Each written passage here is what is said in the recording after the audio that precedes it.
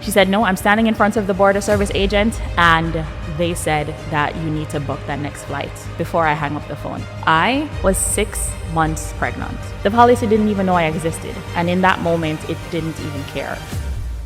They say it takes a village to raise a family. But what happens when you pack your bags, move country, and leave the village behind? I came to Canada in 2014 as a student, and I became a citizen in 2019, and a mom in 2020. And I did everything right. But in that moment, it wasn't enough. Your status does not equal stability. But in real life, stability for many people is support, is community, are people.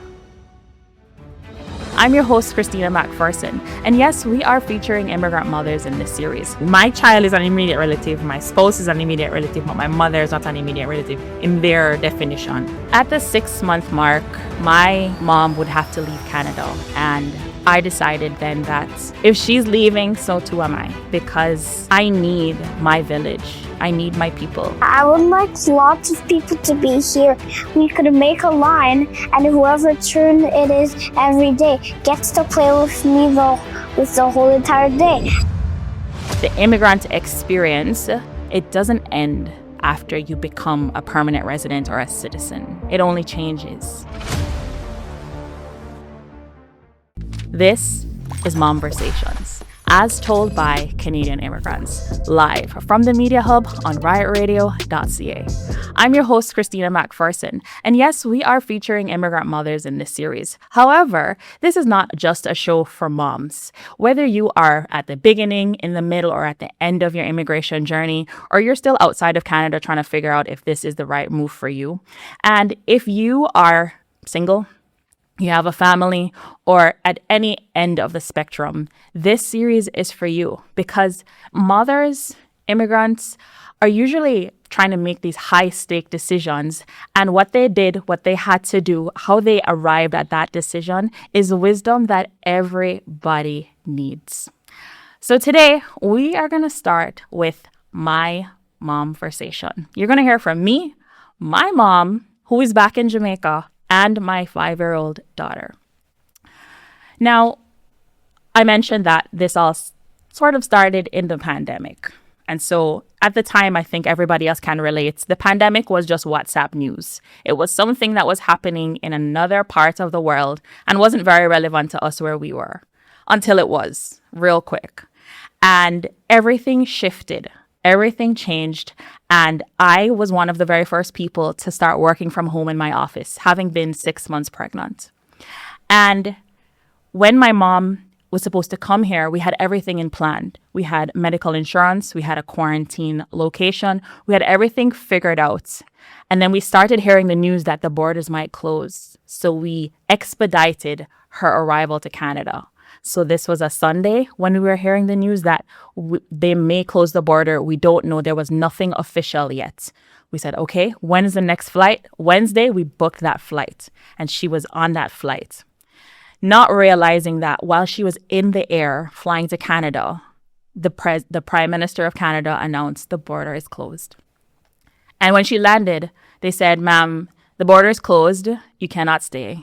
You got to go on the next flight back to Jamaica. When she called me, it was 10 o'clock in the night. And I thought, is this a prank? Because this isn't funny. It ain't funny. She said, no, I'm standing in front of the border service agent. And they said that you need to book that next flight before I hang up the phone. And so I did. And as a 6-month pregnant mom, realizing that I'm here in Canada, I don't have anybody in my corner necessarily who is going to risk their life for me in this pandemic. And now my mom is told that she cannot stay. Now, that moment, so many things changed. However, the agent at the airport held onto her passport and said, you can go home and sleep for the night, but you must be back here tomorrow to get on your flight to leave Canada, which bought me time. And if you give me time, I will use it very, very wisely. And so I lawyered up. I got a lawyer, doctor's notes. My midwife wrote a letter because at that moment of my pregnancy, I needed support based on what was happening. And she wasn't just coming here to visit. She was coming here because I needed her to be here. And so we presented a case. They allowed us to do that and gave us the room and a hearing in order for us to explain our case. Thankfully, the system in that moment cared enough to listen. But when I started this journey, there was something I didn't understand before fully, right? I came here as my young 20s. None of these things were relevant to me, having a child, having a family, none of that stuff. But even though I had my citizenship, I realized that I didn't have a system, I didn't have a village. And now, so 3 days after this decision that she has to leave Canada, they overruled the decision and she was allowed to stay and support me, but only for 6 months. So what happens after 6 months? At the 6-month mark, my mom would have to leave Canada. And I decided then that if she's leaving, so too am I. Because I need my village. I need my people. And when I came to Canada, that was never a decision I saw myself having to make. Never a decision I had planned for. Now, when I came to Canada, it wasn't necessarily forever, but for the time being, Canada was my home. And in that moment, it didn't feel that way. So I packed my bags, packed up my whole life, threw some stuff in storage, and I left with my little baby. I went home because I needed support. I needed my family. I needed my village. And in a pandemic, we don't know what the world was going to look like thereafter. As far as we're concerned, this is the new order of things. And this is peak. So this is middle of 2020. Now, having gone for a couple of months, you know, you can only do that for so long. On maternity leave, I decide I have to come back. I'm back. Here I am. Eventually, I did come back. But this time, it was just me and my little baby. And no direct built-in support. Still mini pandemic going on outside. No village. And that's when it became clear to me that the immigrant experience, it doesn't end after you become a permanent resident or a citizen. It only changes because you still are new to the country, so to speak, even though your status is all figured out. Now, I've talked a lot about what it feels like for me to leave my village behind. But there's the other side to this that before now, honestly, I didn't quite think about, because when I was leaving Jamaica as a 20-something-year-old, you know, if you've heard my story before, it was super crazy. Passport, plane, attended school, all within the same 24 hours. I wasn't thinking about the people that I was leaving behind. I was just thinking about the mission, where I had to go, where I had to be. And oftentimes the immigration journey and the story is focused on the immigrant that is immigrating or migrating, but not so much the people, the ones who we leave behind, the village. How does the village experience us having gone? So instead of figuring this out and guessing, because I have no context of that, I asked my mom. My mom, my parents, my sister, my whole immediate family is back in Jamaica. And so I called my mom and I asked her, what was it like for you when I had to move to Canada? And she told me that. Hi, Mommy. Hi. Thank you for being on my show and for being a huge supporter of what I do. Mm-hmm. As you know, we're doing this Conversation series right now, and for the first time in forever, since moving to Canada, I'm now processing a lot of how that played out, because it was very quick. So I never really got to think about anybody but myself in that moment. Mm-hmm. But for you, I thought like, well, what was it like for you to have me move to Canada? What was it like to have me just see me go on a plane and don't know when I'm coming back? Well, I'm telling you, everything just happened all at once, parallel to each other. And by the time I realized that, the moment of truth is here and you're going to go, there was no processing time. It's just to accommodate the movements. Yeah. Mm. And to make it as seamless as possible. But inside my heart is like, she's not going to be in close proximity. I've always said in my life, if my children were to be away from me, I must be able to get in my car and drive there. You know, um, at one point, I said, if you were to live somewhere, how can I move or get there as quick as possible? But here it is now. I'm saying, okay, Canada. I don't even have a Canadian visa, Mm-mm. and so what if? What if?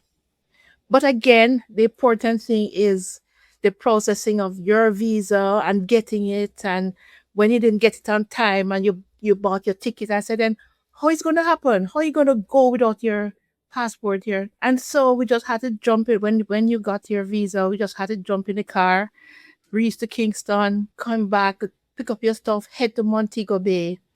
And so there was no time in my space or life or head to get anxious. I'm a get it done person.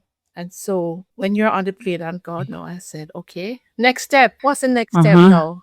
I have to go sort out visa. What if I get rejected? What if? What if? But it was an anxious moment. Very anxious moment because I'm not accustomed not to have my children with me. I'm not accustomed when Lisa was away for sixth form. At least I had you to finish up high school. And then both of you had to be in Kingston. But the journey to Kingston for me was a 1, 2, 3. But here it is now. The house is empty. Your dad and myself alone. Then I'm accustomed to cooking up big pots, getting your things ready, seeing you through the door. That wasn't there anymore. And then I started having anxiety. Anxiety set in. And how do I cope with the anxiety? I had to accept the fact that you had to be away. And that is what it is. But how do I deal with me now? And being a teacher, I just had to surround myself with more children. If not that, I had to surround myself with more children and be busy with children and children needs. And what I would have been doing for my children, I could do it for other people's children.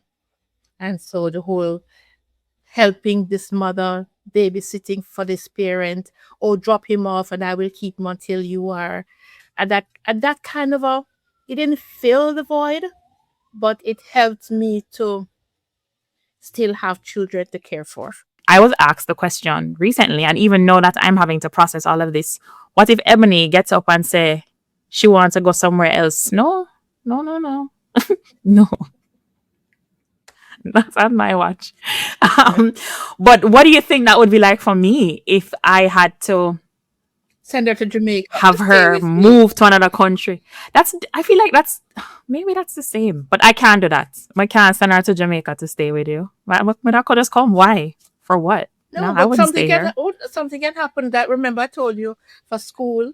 I want to be able to at least teach Ebony. I said, well, that's what I'm. No, you come to Canada. Then you come to Canada. We don't need to come to Jamaica without me. Yeah, but coming to Canada was like a different ball game for me. No, I understand that. So I'm not saying no to the idea, but if she's gonna go, I'm coming.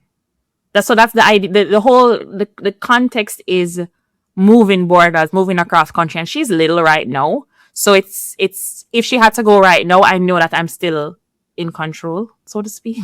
Yeah, right. But when she in control, if she decides. Yeah, if she decides to grow up and move to a new country, I'm going to go. Okay, and fine, and rightly so. Because the part of the conversation is a lot of the time, the immigration journey and all of that stuff is focused on the person that is moving, right? Their visa and they're going to school and they got to find a place. And less so, we hear the conversation about the village, the people that we left behind. How is the village experiencing our absence, so to speak? But if we fast forward now to the story that I just shared about, you are coming now to Canada to support me during my pregnancy, during the pandemic. And, I shared all of the details of the story. So we're going to focus on what it felt like, because here is it. I'm a Canadian citizen. I did all of the things, right? We got you. You have medical insurance, you have a quarantine house. We ask them at the airport before you get on the plane, is everything okay? Can she still go to Canada? They put you on the plane. They put me on the plane. Land here. Yeah. You land here in the night and they say you cannot stay. What was that feeling in that moment? What did you feel? I was very anxious about it, very hurt, very upset, very anxious. I said, huh?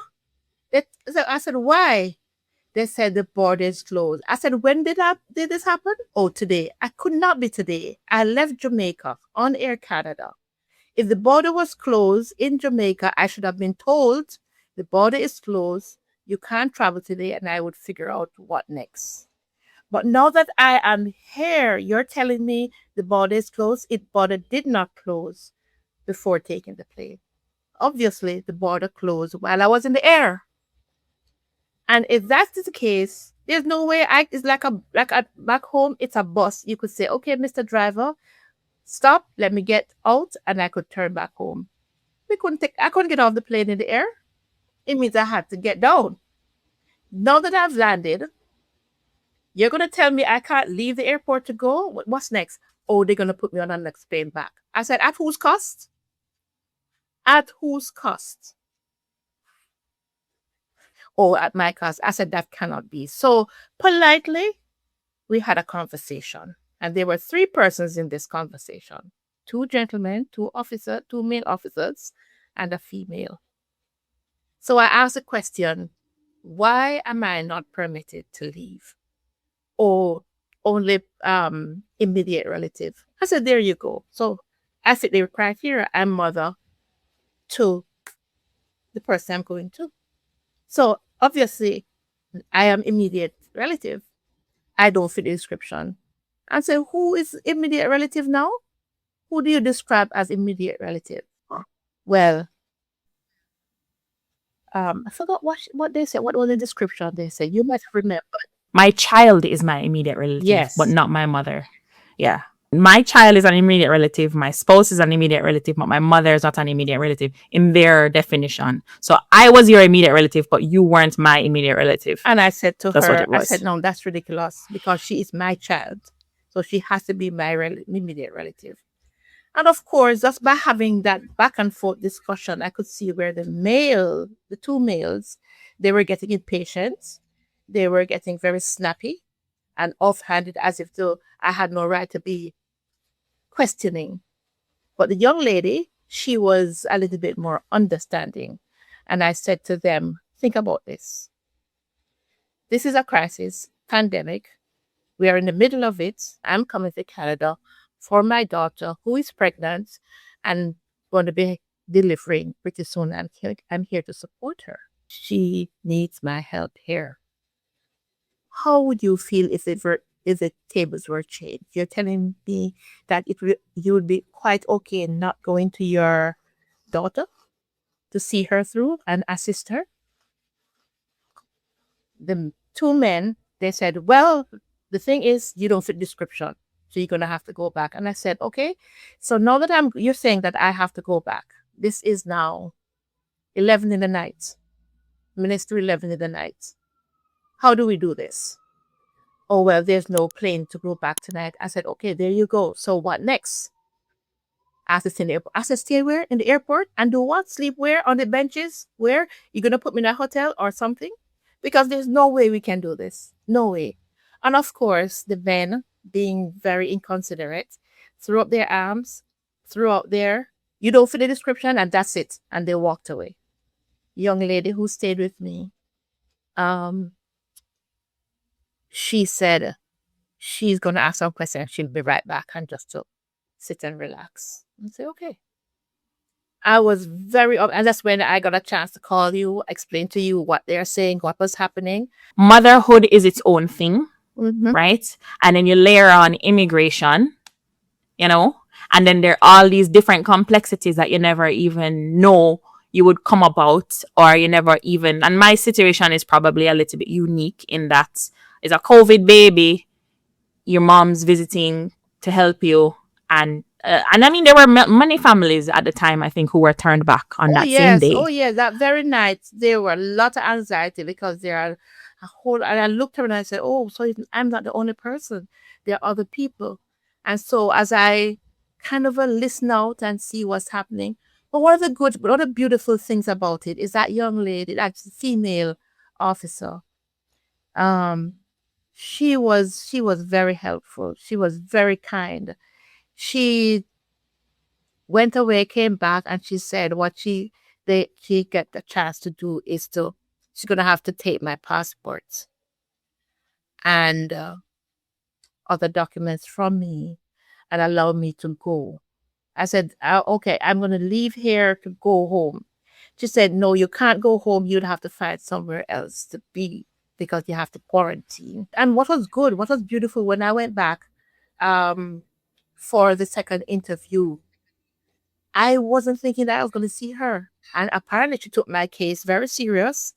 And she came out and sought me out and asked me to come in for the second interview with her. Yeah. And that is the part of the immigrant experience that is unique to now motherhood. It's unique in its own way anyway, but now motherhood, because these are things that we have to think about now. Like, you could be coming here to support me at any stage or phase, even though that the baby born, everything, she's out. That don't mean I don't stop needing support. We still have to process visas, get visas approved, get families here. And sometimes people don't get the visas. Sometimes people get denied entry. So many different levels of complexity that... But I, as a result of that experience, each time I come in after that, but I would have to travel out, I get pulled aside and asked the same question: were you ever denied? All right. And I said, yes. But when I say yes, I quickly throw in the reason why. They never ask why. But I make sure to quickly put that in because it's never the same people. And once you say that, they waive, they send you on. And what is right is just to be upfront with them. And again, be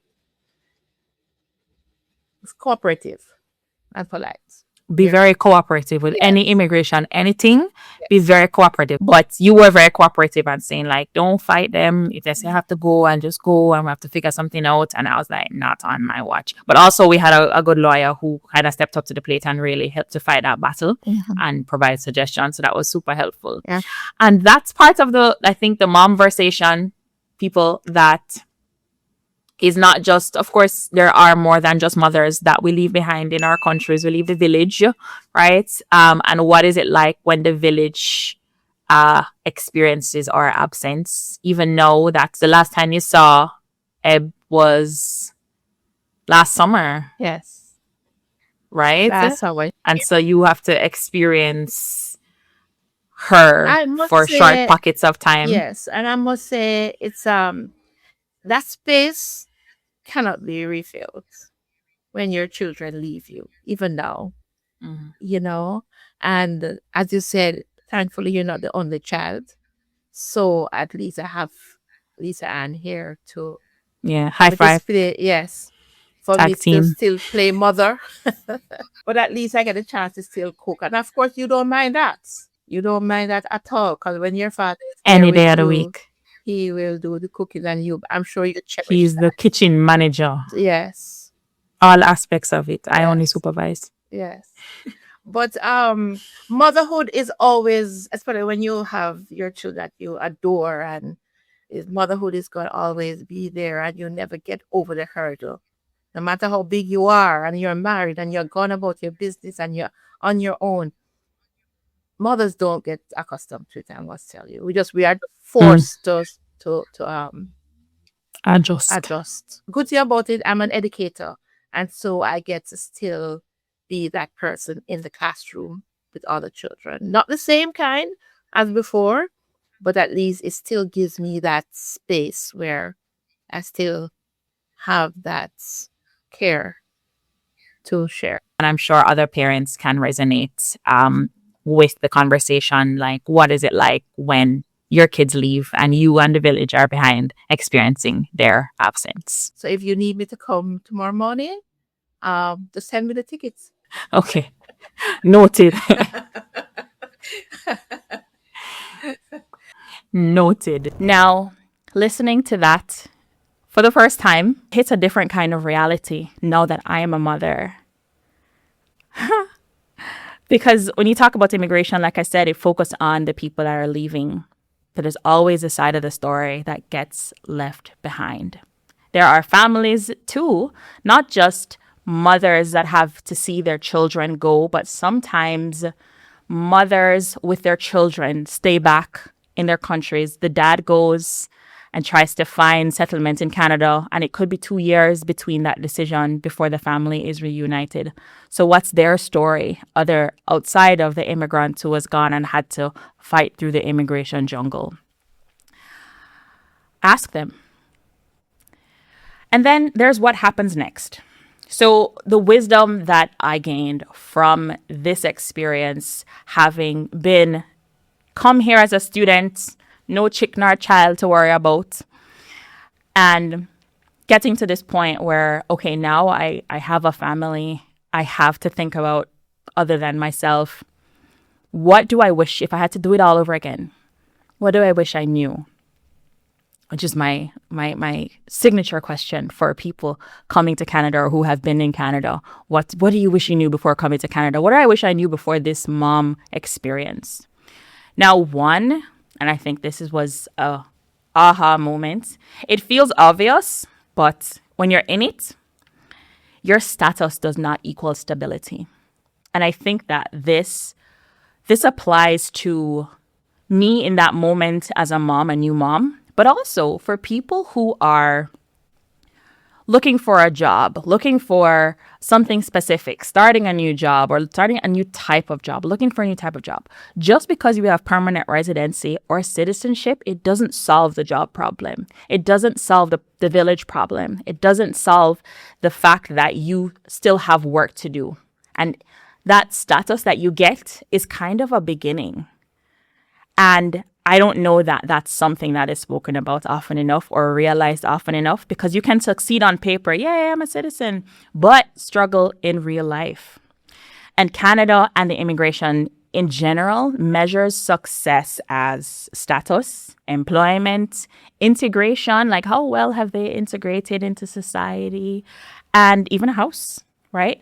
But in real life, stability for many people is support, is community, are people. And you'll actually hear this from the mouths of babes. When I spoke to my daughter, it was a very candid conversation, asking her about her experience having left now that we don't have the village here. And you'll hear this shine through, that the measurement of success between how it is defined on an institutional level and how it is defined on a reality, real life level, is that they're not the same thing. They are two different decisions. Now, for lesson number 2, for what I wish I knew, is that your village doesn't transfer. And obviously, right? Because you're the only one who moved to Canada by yourself. So the people that you left behind are not coming with you. However, because we have WhatsApp and we have FaceTime and we have all these technological solutions, which we're grateful for, right? Because there was a time when it was paper mail, fax, dial-up internet. So we're grateful that we can connect to our village from here through technology. But it's just not the same as having them here, as them helping you to cook a meal. It's just not the same. And you leave behind more than just people. You leave behind a safety net. You leave behind some degree of access, some level of comfort and familiarity. And so the village doesn't transfer. Lesson number 3 is that life does not wait for perfect timing. And I'm sure a lot of immigrants right now are experiencing that with the changes in the immigration policies, that things are happening whether we like it or not, whether we are with child or not, whether we have a need for a person to be here and they have been denied entry or denied a visa. I was pregnant in a pandemic with no support, and the one support that I did have, they said no to. In fact, at the time when I was having my baby, only one person was allowed into the hospital. That's where we were at in the pandemic. Everything can hit at once. And this is where support becomes very, very, very important when life is just lifing. Lesson number 4. The financial reality hits different when you're a parent. Now, for those who have not yet experienced this or are about to experience this, generally speaking, maternity leave pay is 55% of your salary up to a maximum. So if you make like a lot of money, it's not necessarily going to be 55% of that lot of money. It's going to be 55% up to a maximum that the government defines. And if you're working with an employer that doesn't top you up, and topping up means that if the government gives you 55%, then your employer could give another 30% or another like 45% to get it to 100, then you have full pay. So hint, hint, if you are job searching and you see that they do maternity leave top up, it's a plus. And if your employer doesn't, know that expect just 55% up to a maximum. But now your responsibilities increase and your decisions carry more weight. All of a sudden, life insurance matters more than any other time in the world. And their future education is something that have to start thinking about. You have to be putting away money for them. And that's something that we're actually going to cover in episode 2. So make sure that you're subscribed and you stick around to follow this series along, because those high stake decisions that moms have to make are ones that now that we have a child in the world, we have to start thinking about those things. And lesson number 5 is that you'll make decisions that you never planned on. And it could look differently for you. For me, it was having to leave Canada. I never saw that. And it was a weird kind of bittersweet feeling in the moment, because I needed to leave and I was happy to leave because I was going to be, swaddled by my family in Jamaica. But I came to Canada. I fought so hard. I became a citizen a year ago, and it felt a little bit like heartbreak having to leave. But I left with the confidence and comfort that I gave myself the option to be able to leave and come back because I fought so hard to become a citizen. And so leaving doesn't necessarily mean the end. And I took peace and comfort in that. But in that moment, I didn't know what it was going to look like. I left. It was a pandemic. I don't know if there'll ever be another plane to Canada. They were canceling flights from Jamaica. And so sometimes you're going to have to make decisions you never planned on. Sometimes the road is not going to be a straight line. The journey is not going to be a straight line. It could go up and down, round and round. I don't know. But my leaving became necessary.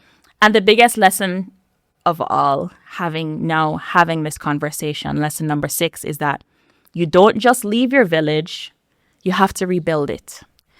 And that's part of that we don't really talk often enough about. Now, if you're new to my platform, you'll hear me talk about this. If you're not so new, you know that my magic word is networking. In this context, we're not going to use the word networking. We're going to use rebuild and community because it sounds a lot more intimate and family-like, whereas networking sounds a little more corporate, but it's the same thing.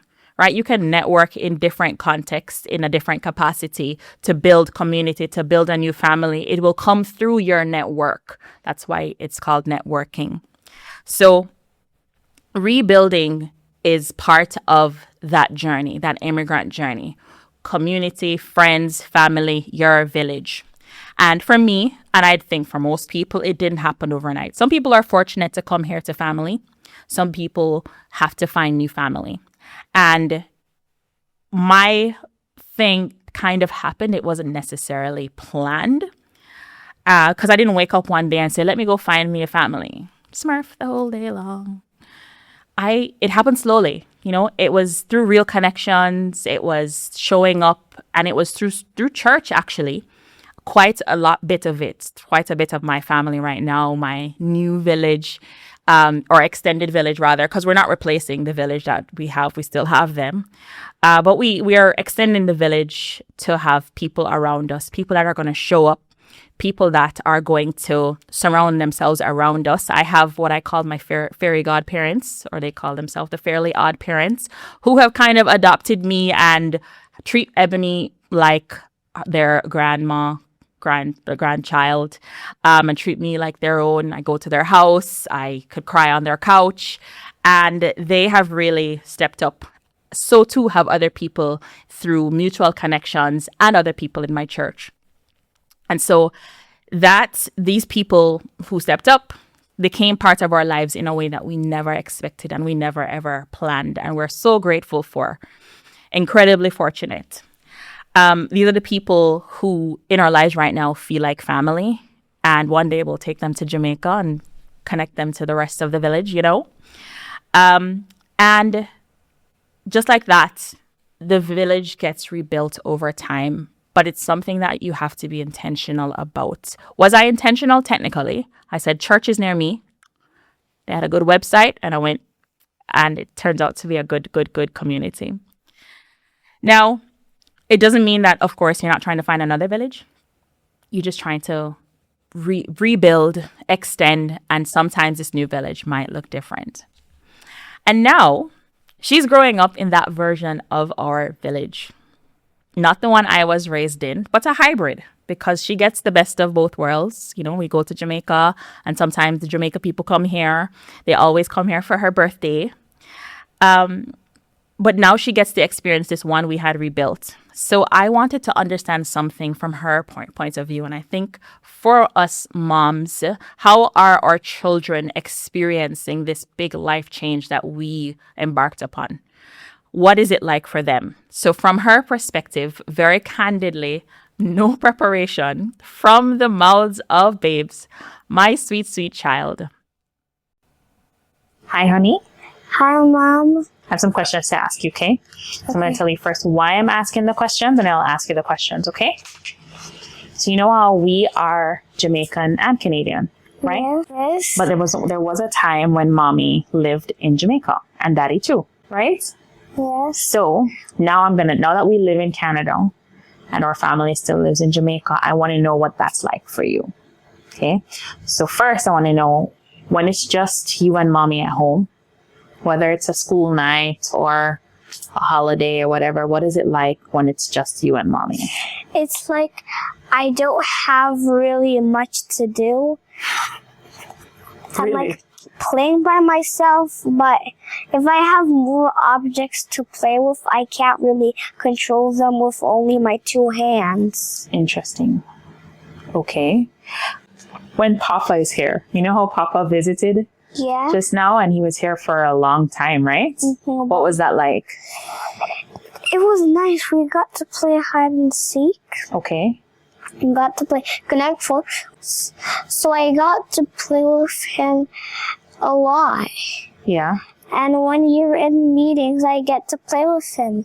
And we looked on slime that I wanted to buy. I was like, ooh, glow in the dark slime. Okay. So what is it like for you when Papa is around or Grandma is around? Do you prefer it? Which grandma? Anyone. So it's like if both of them are around, so like you might tell me, it will be good. If you're working or in a meeting, there's still 3 adults. I see. And 1 kid. Okay. So there's a supervisor, which is my Nana or Papa, and there's a person who played with me, which is Nana or Papa. If you're working, you maybe can't come.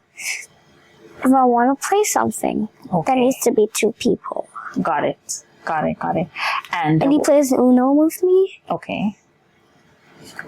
And there was a time when you said to me that you wish that we all lived in the same place. Do you remember that? Yes. Do you still feel that way? Yes. Why? Cause I want a brother or sister. Okay, but that is talking about siblings, but now we're talking about the people that we left behind in Jamaica, like your auntie and your Nana. Yeah, I would like lots of people to be here, because if lots of people are here at the same time, that's a part of my family. It can even be my cousin, anybody. If they're here, anytime they could play with me. Each one of them could get turns. So every day we could make a line, and whoever turn it is every day gets to play with me with the whole entire day. And the other people, since they can't play with me, they find another person to play with so that they're not lonely. Okay, so it sounds to me like one of the main reasons why you like to have Papa and Grandma around is that you have somebody else to do activities with you or play. Yeah, like every day we can line up. If the line finishes, we make another one. Okay, so what is it like for you when we visit Jamaica? It's like, I like it. It's like, it's the same, but not so many people, but but I have a lot of grown-ups around me. You like that? Yes. Why do you like it? Because I have other people with me, surrounding me. They're like everywhere. Even as Nana's away, Papa's still here. Auntie's away. You three are here. If you are away, still three are here. If nobody's away, there's 5 people in the house. Okay. And you like that? Yes. Okay. If you could change one thing about where we live, what would you change? That's what I said. So what I would change is every day, if somebody goes away, there's still other people. There could be supervisors and also players. So if you had a brother or a sister, do you think you would still want Nana or Papa around? Is this just about you being lonely, or is this about the time you enjoy with Nana and This Papa? is the time I enjoy with other people. Okay. Even if I had a sibling, they would still know Nana and Papa, right? Yeah, and both of you would have Nana or Papa. Yeah, so if we had all of those people together and you were working, we could all play together. Okay, got it. Do you ever wish that we moved back to Jamaica? Yes. Interesting. Or if Nana and Papa could move to Canada? The one I prefer most is everybody in Jamaica that's my family moved to Canada. I see. Okay. This is why I want to. I want them to move to Canada so that they don't have any houses in Jamaica, and when hurricanes come, it gets blown over and the roof is gone like Papa's house. Okay. And there's no more Papa's house, so that's why I want them to come here. Got it. And spend time with me. I know. Well, you were an amazing guest. Thank you for being on my show. Well, By the way, people, Ebony says that I need to get a play button. And to get to a play button, I need to get 100,000 subscribers. Because she's comparing me against Mr. Beast. So, Mr. Beast has so many play buttons, she doesn't even have one. yeah. So subscribe. Please. Please. So, Help my mom get at least some play buttons. at least some. Okay, that's a wrap. Thank you, my honey. Sure. From the mouths of babes. As she said, subscribe, help me get a play button. But I think the message that shines through here, and something that I see that is missing from, I've watched about 24 videos on why people leave Canada and read some reports, and none of them truly capture the message here. And the reason I left Canada is that people need people. People need their people sometimes. And yes, there are the underlying reasons why it's not that those reasons that they covered on why people leave Canada aren't valid. But I don't think this one is studied enough, because sometimes the village is irreplaceable. And sometimes at different points or phases of your life, you need the village, like I did when I became a mom. Do I always need my village? Yes. But sometimes I could be away. I can go visit the village, you know what I mean? But at least when I needed them the most, Canada wasn't home for me anymore. And I left Canada. Now, obviously, I came back and things worked out. All's well that ends well, but I may leave again. They say it takes a village to raise a child. But what happens when you leave the village behind? When the village has to learn to continue without you. And when the next generation has to grow up in the one that you rebuilt or you're still trying to build. That's what this series is about. Momversations. The conversation immigrant moms are having quietly. Momversations. Get it? While carrying everything. These are the decisions and the conversations that matter to moms. This is Momversations, and we've only just begun. This is just episode 1. So look out. I mentioned that we're going to be talking about the high-stake decisions that we have to make when we think about children and their life and their future and their education, all of these things. Oh, so many things that we have to think about. So I look forward to seeing you back here next week. Please don't forget, you can follow the Media Hub on social media at DCSA Media Hub. And you can also follow us at As Told by Canadian Immigrants on all social platforms. Thank you again for joining us today. This was Momversations, As Told by Canadian Immigrants, live from the Media Hub on riotradio.ca.